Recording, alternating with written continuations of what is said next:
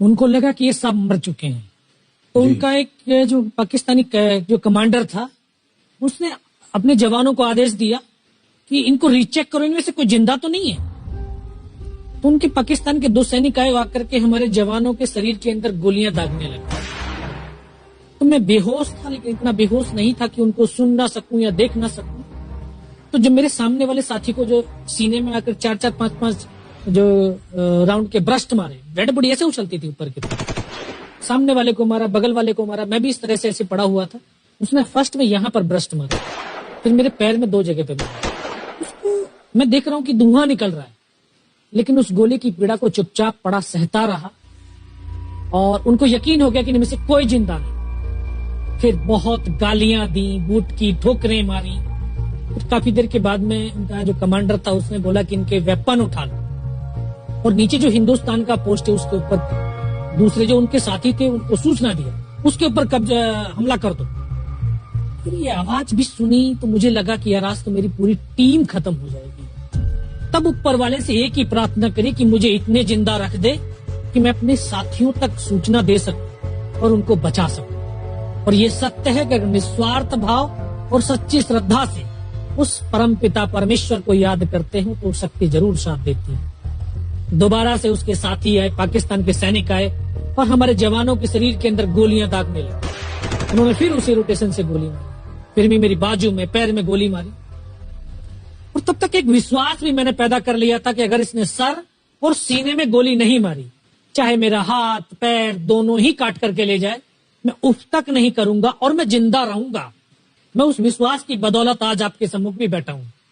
उसने आकर के दोबारा से गोली मारी, तो जब 1 कदम आगे गया तो उसने राइफल मेरी सीने की तरफ तानी। तब मुझे लगा यार अब नहीं बचूंगा।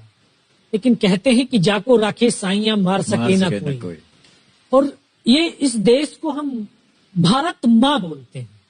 जब तो बच्चे थे एहसास नहीं था, आज पता चलता है इसको माँ क्यों बोलते हैं, क्योंकि ये भारत माँ जैसा दायित्व और कर्तव्य का निर्वाह भी करती है। ये अपने बेटों की वीरता, शौर्य और पराक्रम को कभी दफन नहीं होने देती है। वाह क्या बात। तो शायद इस माँ भारती ने मुझे चुना होगा कि उसके बेटों ने जो शौर्य, वीरता और पराक्रम दिखाया उसको दुनिया तक पहुंचा सकूं। जब उसने गोली चलाई तो यहाँ पर पर्स में 5-5 रुपए के कुछ सिक्के भी थे। जब गोली जाकर के सिक्कों पे टकराई तो मुझे भी आभास हुआ कि तो मर गया हूं। पाकिस्तान का दूसरा सैनिक आया, उसने आकर के मेरा AK-47 उठाया और वापस मुड़ा तो उसका पैर मेरे पैर से टकराया हो। तब मुझे लगा कि यार मैं तो जिंदा हूं। तब मेरे पास एक हैंड ग्रेनेड था, मैंने उसको पिन निकाली और उसको ऊपर ऐसे फेंका तो कोट के अंदर हुड लगे हुए, हुड के अंदर वो गिरा जी। मुझे तुरंत पीछे की तरफ मुड़ के देखा, पीछे तो कोई मूवमेंट था नहीं। तो जब तक वो ग्रेनेड को निकाल पाता ग्रेनेड फट गया, यहाँ से उसका पूरा सर उड़ा और वो हमारे ऊपर आकर के गिरा। जो पाकिस्तान के दूसरे सैनिक थे उनमें खलबली मची कि इनमें से कोई जिंदा है, कुछ बोले जिंदा नहीं, नीचे से रिइंफोर्समेंट आ गई है। तो उनमें खलबली मची। मेरा पास वही एक मौका था, मैंने दोनों हाथों से उसकी राइफल को उठाने की कोशिश करी, ये हाथ हिला नहीं। एक हाथ से राइफल उठाई, वहां से ब्रस्ट फायरिंग किया, 4-5 पाकिस्तानी सैनिकों को मौत की नींद सुला दी। फिर बाएं हाथ से पलटा खाया, दूसरे पत्थर से 3-4 जगह से फायरिंग किया। वो जो उनका मोमेंटम था, जो हौसले थे, पस्त हो चुके थे, वो भाग खड़े। 2-3 मीटर गया, जाके देखता हूँ सामने उनके लंगर चल रहे हैं, उनका लिविंग टेंट बना हुआ, उनके जो हैवी वेपन का डिप्लॉयमेंट था वो सब कुछ वहां पे लगा हुआ। उस समय जहन के अंदर एक ही पागलपन था, अपने साथियों को बचाना। फिर मैं वापस धीरे धीरे रेंगता हुआ अपने साथियों तक आया। फिर मुझे लगा कि इनमें से हो सकता है मेरी तरह कोई साथी होगा, जिंदा होगा। उनको देखा, किसी का सर फटा हुआ था, किसी के फेफड़े निकले हुए थे। बहुत देर बैठकर रोया भी, फिर अपने आप को संभाला। चारों तरफ बर्फ ही बर्फ, पहाड़ी पहाड़। ये भी पता नहीं कि हिंदुस्तान किधर है, पाकिस्तान किधर है। 2.5 साल की सर्विस, 19 साल की उम्र, न उम्र का तजुर्बा न सर्विस का अनुभव, जाऊं तो जाऊं कहां। तभी एक ऐसी शक्ति थी जो साथ दे रही थी। जब इसी शक्ति का आवाज हुआ, उसकी आवाज का आभास हुआ कि बेटा इस नाले से नीचे लुढ़क जा, मैं बहुत 500 मीटर लगभग नीचे रोल करता हुआ आया और अपने साथियों जो नहीं चढ़ पा रहे थे दुश्मन की भारी फायरिंग की वजह से, वहां तक पहुंचा। फिर उन्होंने मुझे पकड़ा, वो फर्स्ट एड दिया।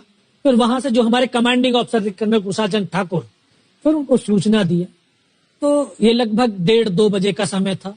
वहां से फिर कमांडिंग ऑफिसर तक मुझे ले जाया गया। फर्स्ट एड तो हुआ, लेकिन ब्लड इतना निकल चुका था कि दिखाई देना बिल्कुल बंद हो गया था। जब उनके पास पहुंचा तो उन्होंने बोला, बेटा मेरे को पहचानता मैं कौन हूं? बस अब आवाज सुनाई दे रही है। बोला, मैं तेरा commanding officer colonel Kushal Chand Thakur. मैं, जय हिंद साहब, बहुत तेज सर्दी लग रही है। तो उनका जो लिविंग टेंट था उसमें के अंदर लेटाया, 3-4 स्टॉप जलवाए, थोड़ी सी गर्मी महसूस हुई। मैं, साहब थोड़ा सा पानी पिला दो। बोला, ठीक है पानी पिलाते हैं। तभी डॉक्टर साहब आए गए, उन्होंने ग्लूकोज की बोतल पिलाई, थोड़ी सी एनर्जी महसूस हुई। उन्होंने बोला, बेटा कुछ बता सकता हूँ? कहा, सब बता सकते हैं। तो उनको बताया कि सर ऊपर ये घटनाक्रम हुआ है और ये वहां की इंफॉर्मेशन है। तो लास्ट में उन्होंने बोला कि बेटा जवान की रिक्वायरमेंट क्या है? मैं कहा, साहब जवान की रिक्वायरमेंट एम्यूनिशन और फील्ड पट्टी की है। बोला, खाने के लिए नहीं चाहिए? सब भूख नहीं लगती। बस इतना कहते कहते तभी डॉक्टर ने कौन सा इंजेक्शन लगाया, फिर मुझे पता नहीं कहां पर। फिर होश आया 3 दिन बाद, देखा ऊपर पंखा चल रहा है। पता चला कि 92 बेस हॉस्पिटल श्रीनगर, और वहीं से मुझे बेस हॉस्पिटल दिल्ली रेफर कर दिया और 16 महीने तक उस हॉस्पिटल में मैं रहा। 16 महीने तक आपका इलाज चलता रहा? जी। और वहीं पर हॉस्पिटल में ही मुझे पता चला कि 15 अगस्त 1999 को जब ये परमवीर चक्र का जो अनाउंसमेंट हुआ, तो वो वहां पर ही मुझे पता चला। क्या है सर?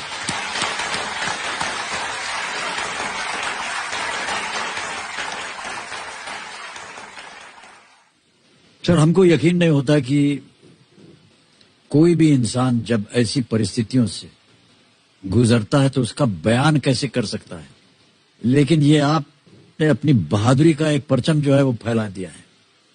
15-15 गोलियां आपने खाई हुई अपने शरीर में, और सोच रहे हैं आप केवल देश के बारे में, सर देशभक्ति के बारे में। सैनिक के लिए सैनिक इंपॉर्टेंट नहीं है, उसका राष्ट्र इंपॉर्टेंट है। वो रहे ना रहे, लेकिन उसका राष्ट्र रहना चाहिए। क्या बात है, वाह।